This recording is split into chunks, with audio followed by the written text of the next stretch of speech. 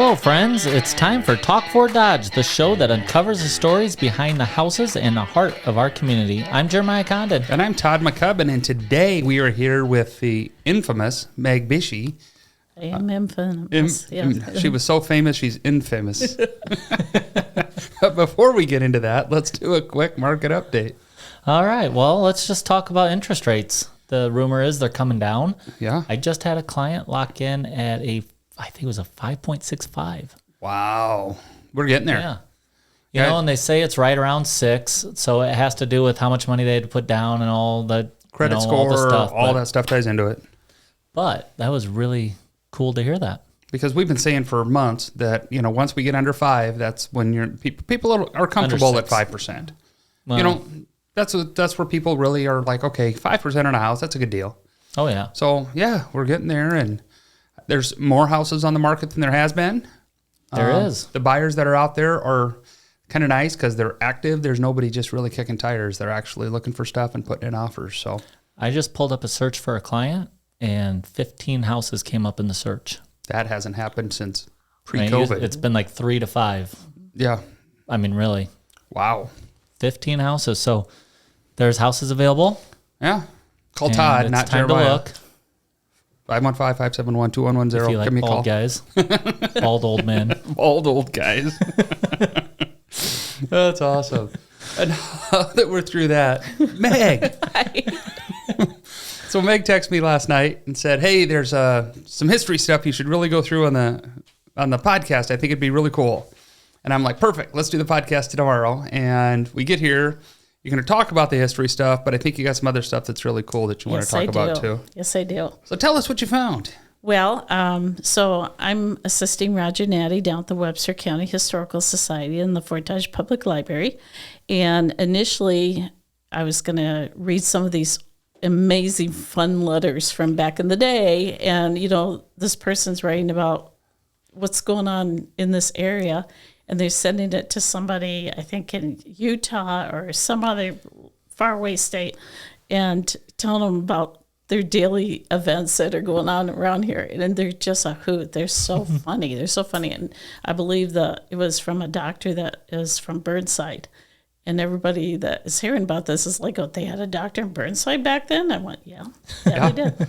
So, but unfortunately, I couldn't access those letters for today. So instead, we're going to talk about the Oakland Cemetery Walk that's coming up at the end of September. How long has that been going on? Forever. This is the 21st 21. annual.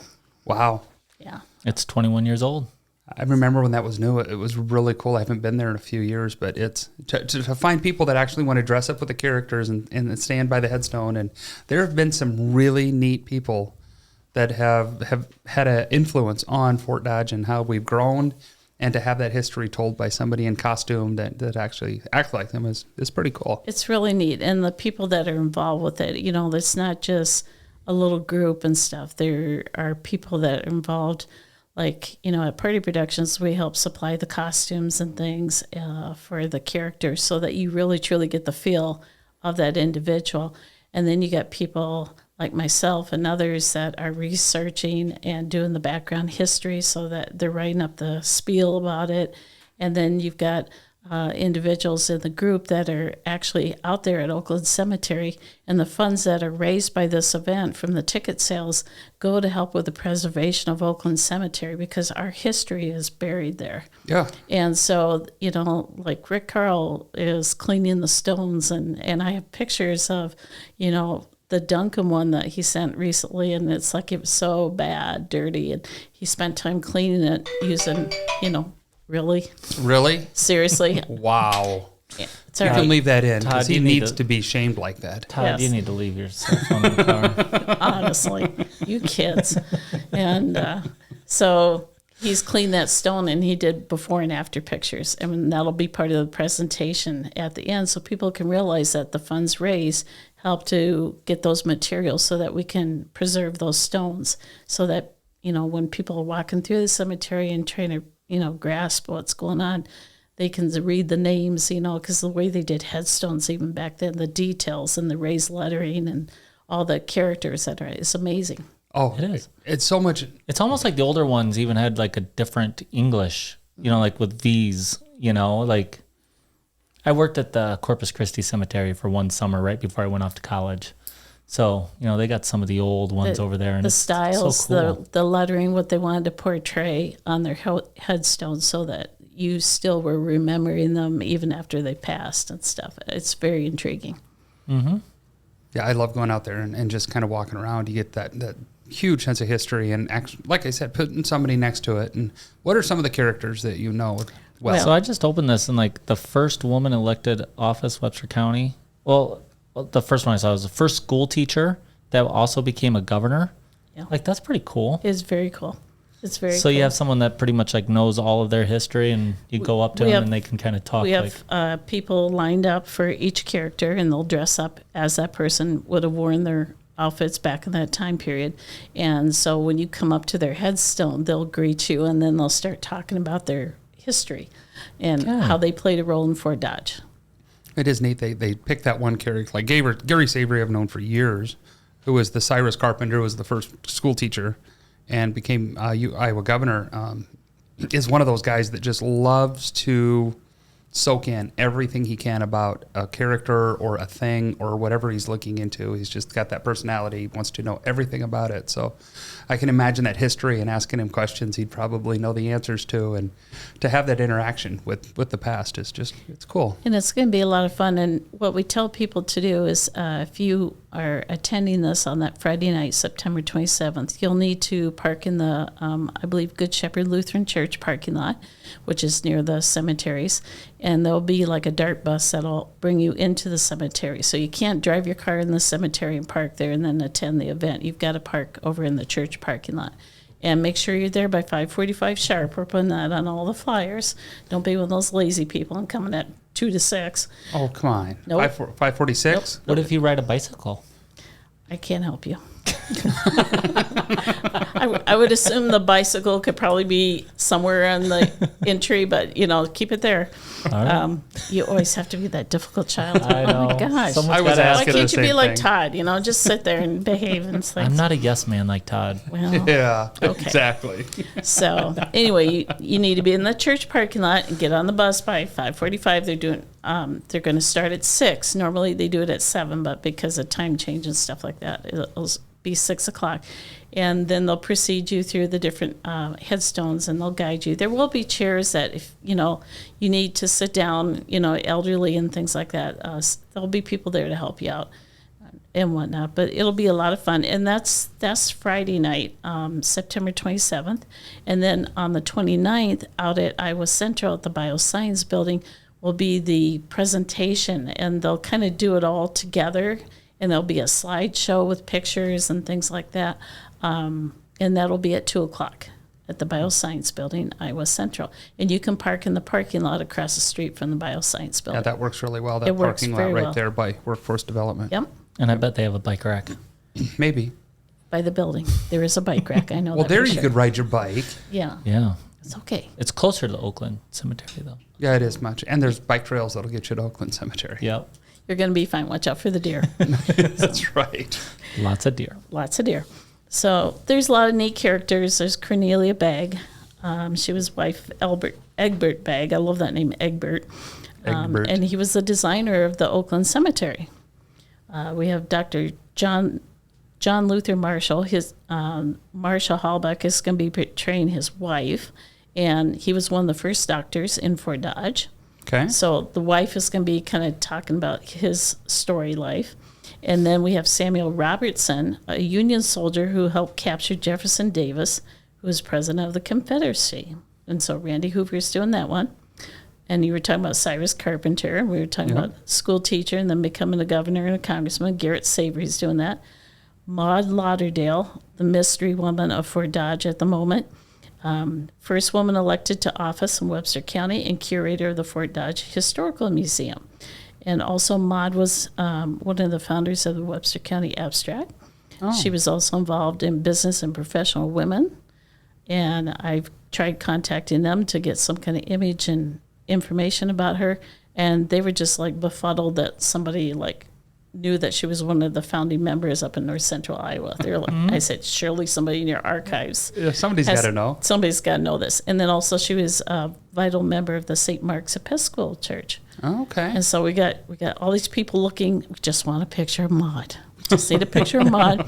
There's there's a mystery painting somewhere in Fort Dodge. Somebody knows where it's at. And apparently Ann Smeltzer had painted this of Maud. That's cool. And she's in a floral dress. You find it, I'll bake you cookies. Okay, that's the thing. Find Maud. Okay, that's the game. Beverly Davis is doing that. Please find Maud.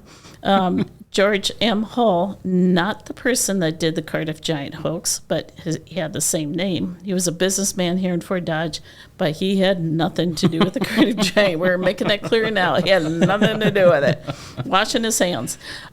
So Sean O'Connor's doing that one. Hazel Schroeder Quist. She was a musician and wife of the conductor of the community band that later became the Carl King Band. And Grace Cullum is doing that. Cool. So that'll be interesting. And Gracia Lovejoy Page. She was the mother of the priest that helped rebuild St. Mark's Episcopal Church after they had their fire. Ruth Bennett's doing that one. That's cool. Now, one of the coolest things is that we're partnering with out at Brown's Shoe Fit, and when they're doing their walks, we're going to have a table, and we're going to be doing some silent auction things all the way like through, I think, mid-October. And so you'll have an opportunity to bid on some items that'll be going on. And the end of it will be October 17th. But we're going to start showing up at the shoe fit nights, the walk nights, just letting you know that. And some of the auction things will be out at the event on the cemetery walk on the 27th. Do you know what some of the items are? No, I do not. Okay, well, that was a dud. No, I do not. Just, no, I do not. That's like really neat because the fifth grade, my daughter is in sixth grade now, but last year in fifth grade, they did historical people. Mm-hmm. And as parents, we went and watched all the kids. And it was really cute. And I learned something about people that I knew a lot about, like Dolly Parton, you know? They love doing that, those history days and stuff. And they get to dress up and try to be as authentic as possible to that person. Yep. And the research that they do, you know, at first it's like, ugh, got to do homework, I got to look at stuff and everything. But then once they get engaged with that history and research, they don't know how to stop. And it's really neat to stimulate kids like that. That is cool. So are any of them bald with a beard that I could dress up for? Maybe. Yeah. I got a great 1800s Victorian costume.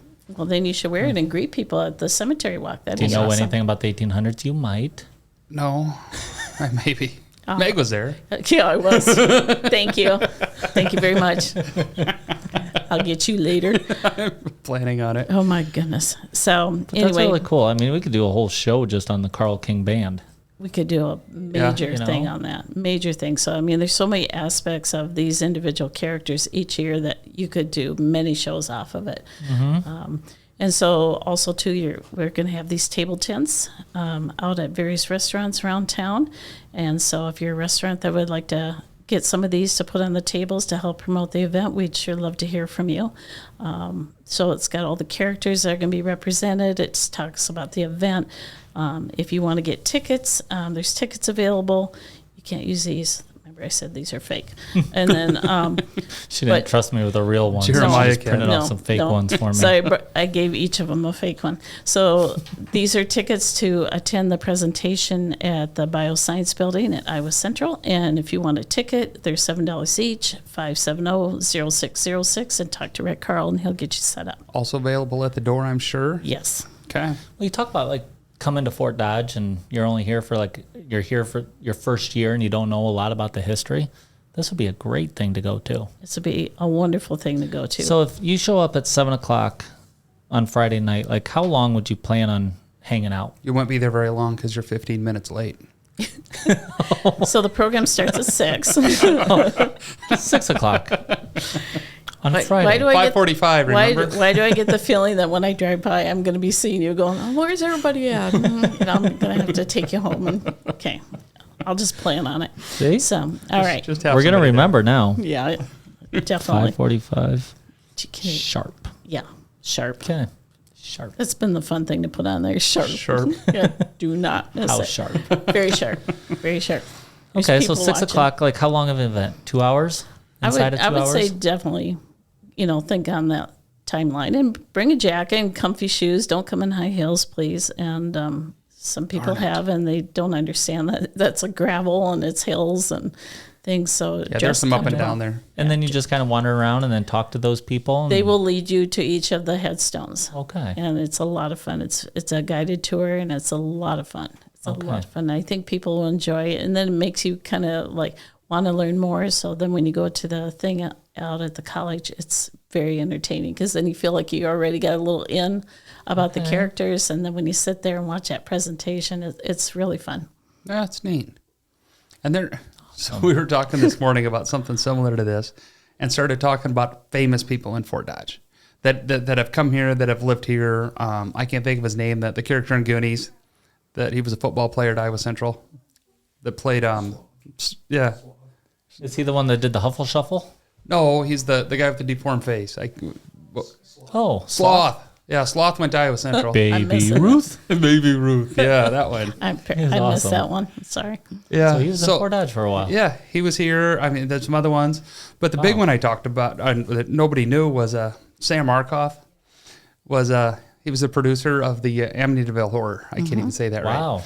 So you start looking at the stuff. He kind of perfected B movies. He was known for that. And I mean, he grew up here. You look at International Movie Database. It's like, there he is, born in Fort Dodge, Iowa. Horror movies are like my favorite category. It's like, how bad is this going to be? Yeah. Or the Nicolas Cage movies that keep coming up on your Hulu, and you're like, oh, this is going to be terrible. It's either going to be really good, or I'm in. I mean, Con Air. He's either going to be really good or really bad. Yeah, Con Air was great. You too. Well, what other famous people can you think of from Fort Dodge? Who comes to mind? Well, let's see. There was, Lily Demita, the Hollywood actress, and she and Al Loomis had quite the thing together, and they were actually married. And I remember when I went out to Al's house to go pick up something for the Blandon, there would be image of her, and he would just walk by and he just kind of like touch a picture of her and stuff. Wow. And, she was a famous Hollywood actress back in the day. And so, they lived here for a bit. She spent most of her time in Hollywood and everything, but that was Al's kind of thing to always brag about. He says, wasn't she beautiful? Look at that outfit she was wearing. And it's so cool. And I'm like going, oh my gosh, I'm hearing this live. Yeah, I could hear this from him. Oh, it was wonderful. It was wonderful. And of course, he was with Rosedale Dairy. And so that's kind of neat. Just hearing all the different little stories. There was one I was researching for Roger Natty just the other day, and it was a movie called The Front Page. And apparently, one of the people from Fort Dodge went to Chicago, was a publisher, editor, and went big time with editing and publications and things like that. And they did a movie about him, and it's called The Front Page. And I was able to track it down, obviously, on the internet. And Roger kept saying, God, I really would like to watch that movie, and I don't know how to find it, and blah, blah, blah. And I'm like sitting there doing this, while he's talking and everything. Here you go. Popped it up, and I sent it to his email. And so before he left that day, I looked at him and I said, by the way, when you go home, check your email. And he goes, well, what's going on? And I said, the movie that you were wanting to find about that individual? And he goes, yeah. I said, it's in your email. He goes, what? He says, I need to go right now. I gotta go watch that. So where did you find it? It was like on YouTube, or there's different versions. There's like a comedy version with like Jack Lemmon in it, and then there's other ones that are more serious and, actually do with the story. So I just happened to find the one that probably was more serious, because that's what Roger would want to watch and everything. But it was so funny to just be able to pop that up for just me. YouTube it. There was a documentary that was just done that someone in our office was watching, and they were in Dayton, apparently, when they taped some of it, and one of our real estate signs is in the background. Whoa. Yeah. On Netflix. On Netflix. Cool is that? Yeah, we got a documentary. It's not a good one. You don't want to be in this one, but there we are. There we are. Do you know anything about the history of the Bonnie and Clyde coming through Fort Dodge? Well, rumor has it that Bonnie actually was hanging out in a car just north of Fort Dodge. And there was two other guys that came in and did the actual robbery. Clyde was involved in something else going on. And so her job was just to kind of like watch the car. And a big job. Yeah, exciting. Yeah.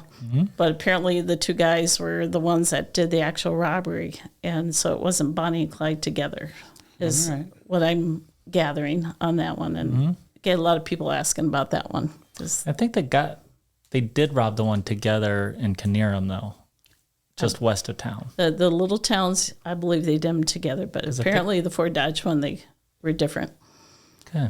So that's kind of fun. I think my mom was little when it happened, and she remembered it like really clearly, like because it was like a really big deal. Yeah. I would think that was a very big deal. No one ever robbed the Canerum Bank, you know, and Why they got would it. you? Why would you? well, why wouldn't you? If it's just a little bank sitting right there, interstate right there, easy getaway. I think about that sometimes driving through some of these little towns. Like you could go 4 different directions and they never know where you went. And just driving in here to come do this today, I was driving past a location that I was just researching yesterday, and I probably have to go back and stalk the house and get a picture of it. But an individual was wanting to know about a home that she used to live in just north of here. And as soon as I was bringing the individual up, somehow she called me on my phone and left a voicemail, very long voicemail. So I had to play it about 3 times and listen to it. So apparently she wanted to know the history of the home, the addition, and things like that. So I'm playing it, and Roger's listening to this on the computer, and he's like totally like mesmerized that you can put somebody's voicemail on the computer. Yeah. And so I'm helping him understand it, writing down notes. And next thing I know, he's pulling out these big old plat maps, big, huge things, antique ones, you know. And the insurance companies apparently used to, instead of sending out the big books for the additions and things like that, they would send you little stickers, little pieces of paper, and then you were to adhere them and tape them on. So you can see in some of these old plat books where they did that. And that was really intriguing because I had no knowledge of that. So I'm thinking, so no wonder insurance rates are high because they. Yeah. And then the old Sanborn maps, which were cool because we got that for like, I think we had the 1910 Sanborn map still has the Garmo building under construction, which was kind of cool. You're looking at it, you're like, can you think 1910 this was still being built or had just been finished? And it's not that long ago, but it's a long time ago all at the same time. It's just really amazing to see the differences and the additions and the wording that is on the streets and whatnot. And we were able to find the house, the lot, and so I'm taking. Was it all written in cursive?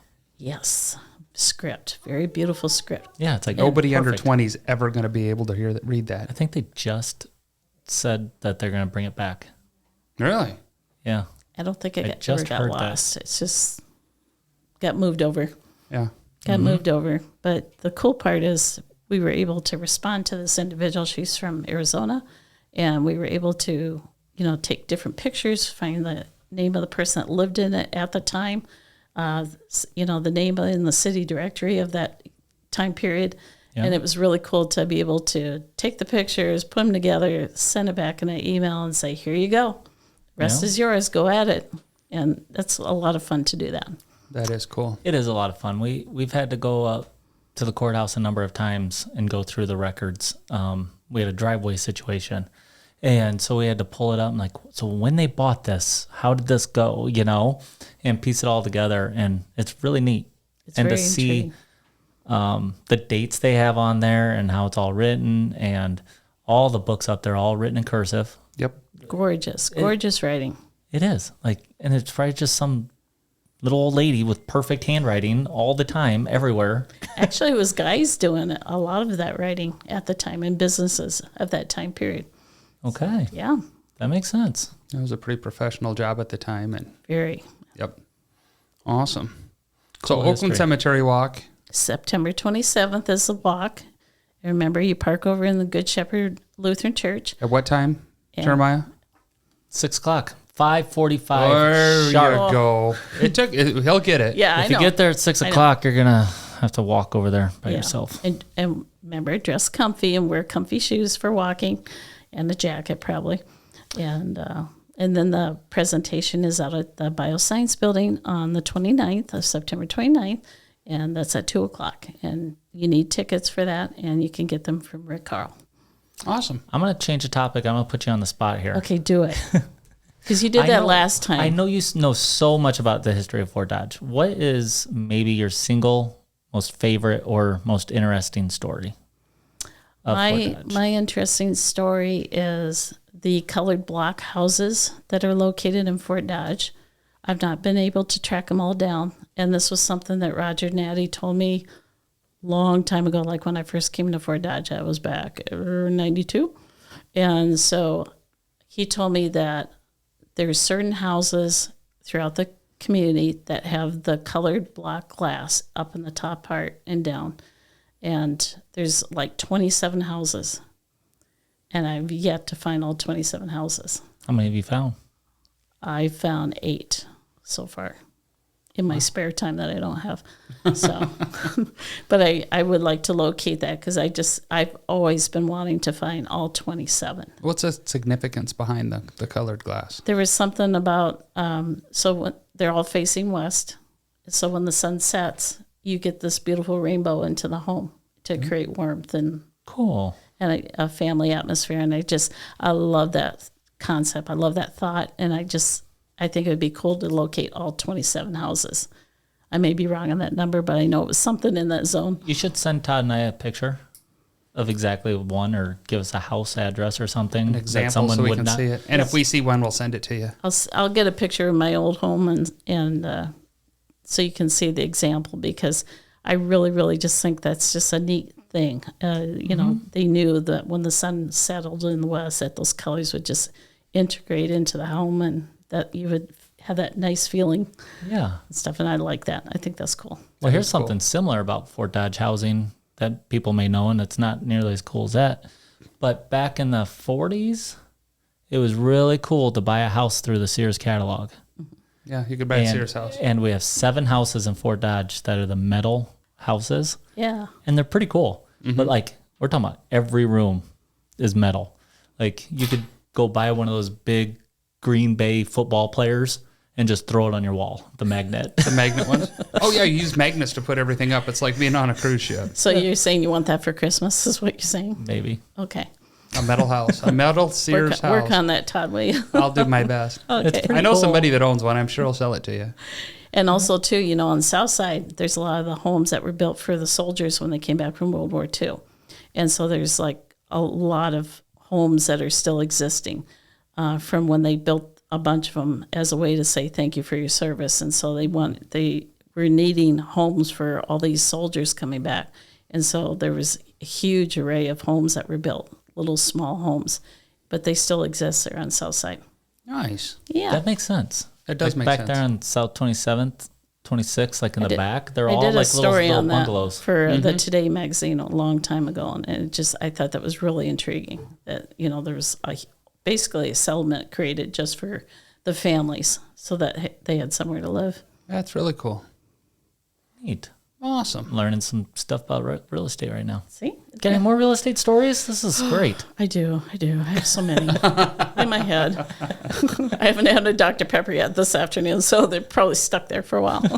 All the stories from she's driving around town and remembers them, she'll start texting No, us. even if you do a tour through the Schmelter's house, like, it's pretty cool. Like, just the history on that one house and the people that lived there and what they had to do in Fort Dodge, and it's so cool. Well, even the Dollar House and the Breen House are just gorgeous on the inside. The woodwork and just the spacing and how they did the detail and with everything is just phenomenal. And they broke the bank at $25,000 to build that.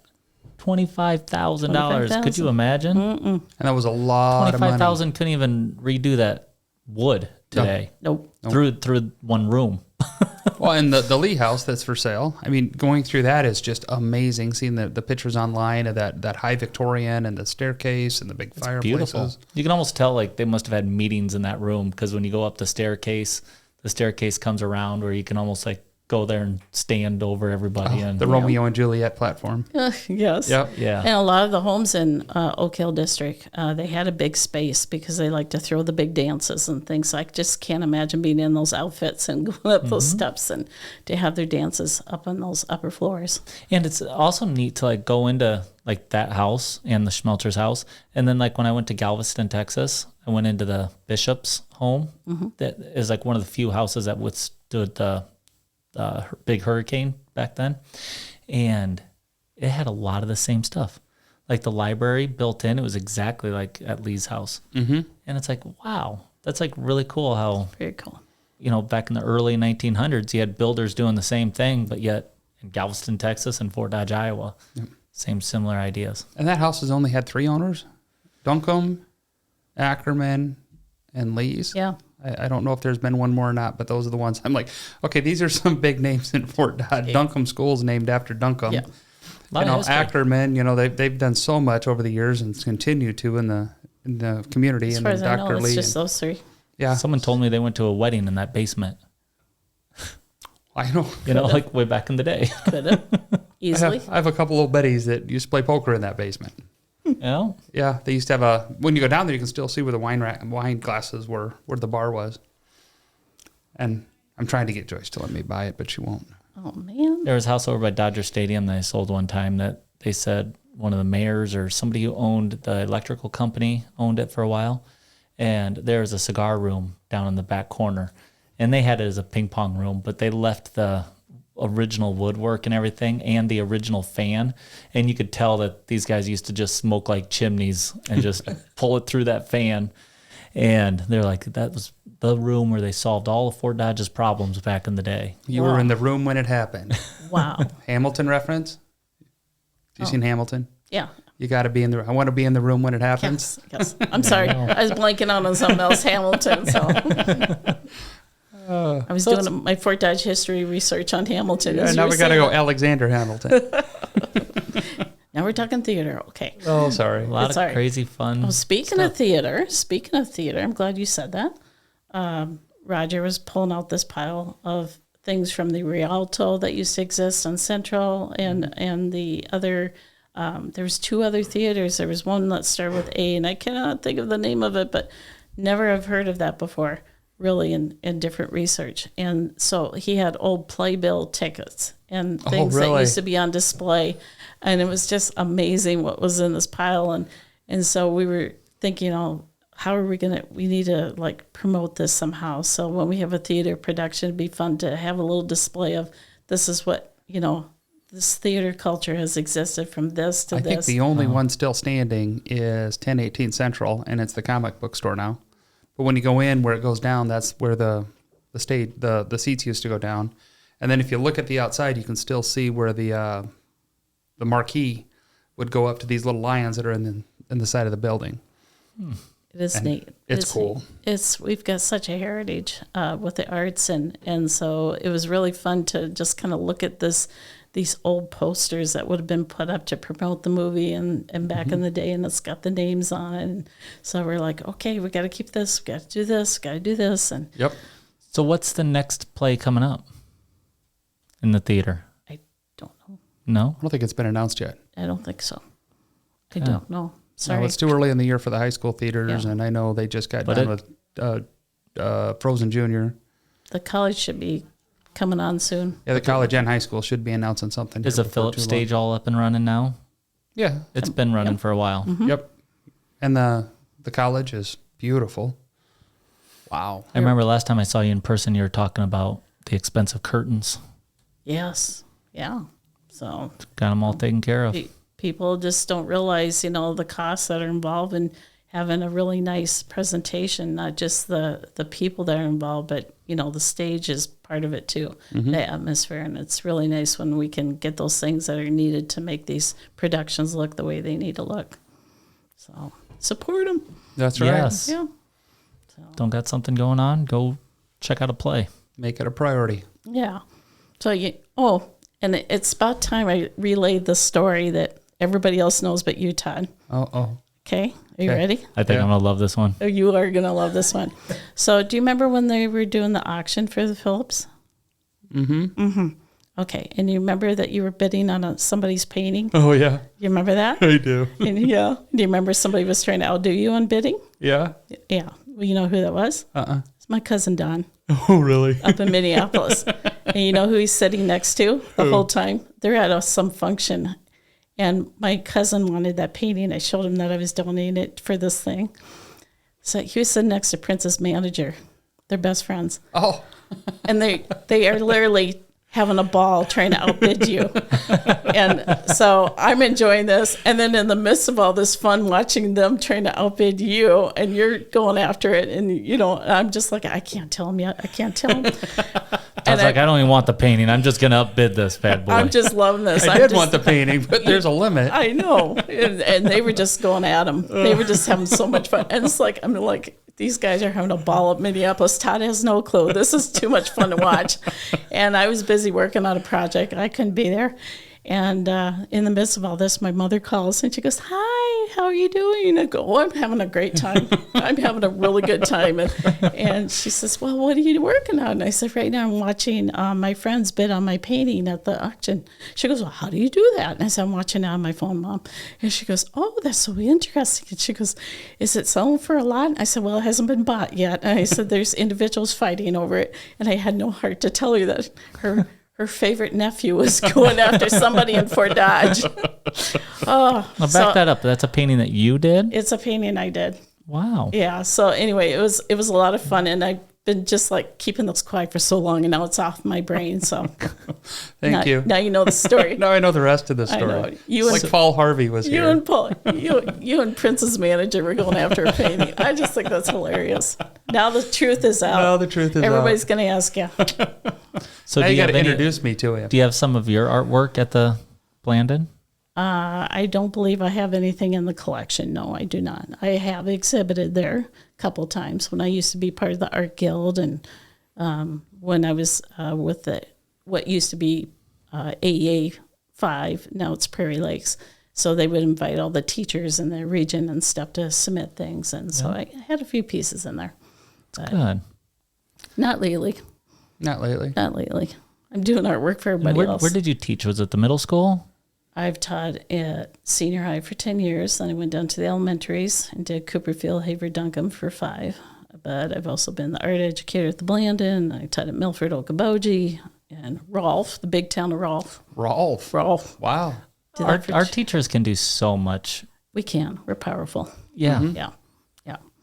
So, And we have such great teachers. I mean, we've had the superintendent on to talk about how great the teachers at senior high are all of Fort Dodge Community Schools, and it's just unbelievable that the talent they've been able to draw here. And my 6th grader has Miss Lily this year, and they're talking about clay and everything. So much fun. She's so I know. much fun. I had her when I was younger, and we were boys. Oh my goodness. Me and her buddies. So she's already given my daughter some crap about me already. So Good. She'll probably continue doing that too. yes, yeah. I I'm love taking that. Henry to school this week. So this morning she goes, we have singing today, and tomorrow we have art, and then Friday we have gym, and Dad comes home because he's on a business trip. And I just had to laugh. So Jim and Dad comes home? Yeah, that's a good day. Yeah. The important things. That's right. Yeah. The important things. So. All right. Well, that was awesome having you here. We'll have to do this again and just find a topic and bullet point it. I'm going to get those letters, and we have to read those. I think that would be a hoot for people just to hear, like, that's what life was like, culture was like back then. And it might even be, we have another podcast we do called 20 Questions in 20 Minutes, but we could even do something like that where you just read one of the letters, and I think that'd be pretty cool. Yeah. That would be great. Be very good. Awesome. Well, thanks for being here. Thank you. Thank you for teaching us some history on Fort Dodge. It was wonderful. Thank you. Yay. That's a wrap at today's episode of Talk Fort Dodge. Stay connected with us on social media and join us next time as we continue exploring Fort Dodge's stories through the lens of 2 lifelong Dodgers. I'm Jeremiah Condon. And I'm Todd McCubbin, and this is Talk Fort Dodge.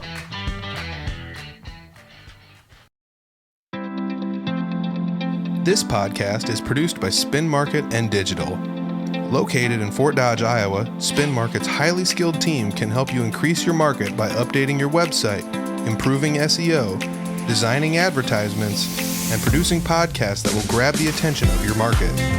Contact Spin Market today for all your digital marketing needs at Digital Agent at spinmarket.com or call us at 515-302-8026. And to learn more, visit our website at www.spinmarket.com. That's Digital Agent at spinmarket.com or 515-302-8026. Or visit our website at www.spinmarket.com.